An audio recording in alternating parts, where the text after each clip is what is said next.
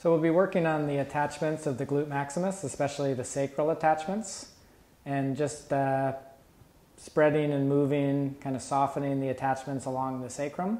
Very nice technique. We can adapt the technique to somebody who has a posterior or an anterior tilt. In this model we have an anterior tilt, but I'm going to exaggerate the anterior tilt.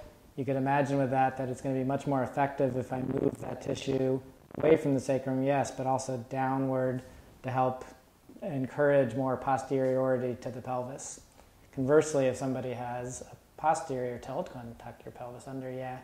And in that case, if you were working in that same direction, it's going to encourage them more into a posterior tilt than they already are, so it would make more sense to come from a different angle and help lift the tissue to help encourage more anteriority to the pelvis.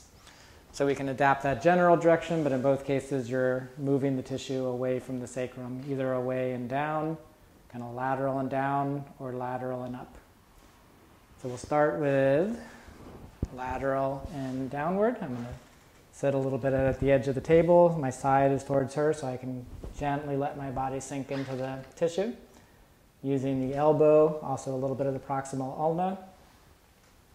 I'm going to go right to the sacral attachments. Sink perpendicular, and then spread slightly lateral just to distract the tissue away from the sacrum. And inferior, I might have the patient gently and slowly tuck the pelvis under. Just a small movement's adequate. Good, and relax. Move slightly downward, get another area of the tissue. Sink in, tuck under, and move. That movement that you're doing is going to help them tuck the pelvis under. Good. And relax.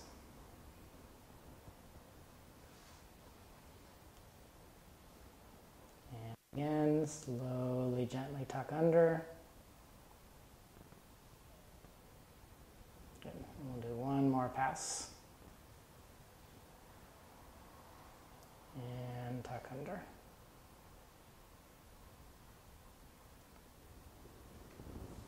So in some instances, you might, especially with an anterior tilt, you might add to the technique by putting the patient into sort of a crawl position. And you can see in this position, that's going to encourage even more of a posterior tilt of the pelvis. So I can do a similar technique here. Good. Similar technique with them in this position, and the position itself is going to encourage more of a posterior tilt. And I might hold a little longer in this particular position.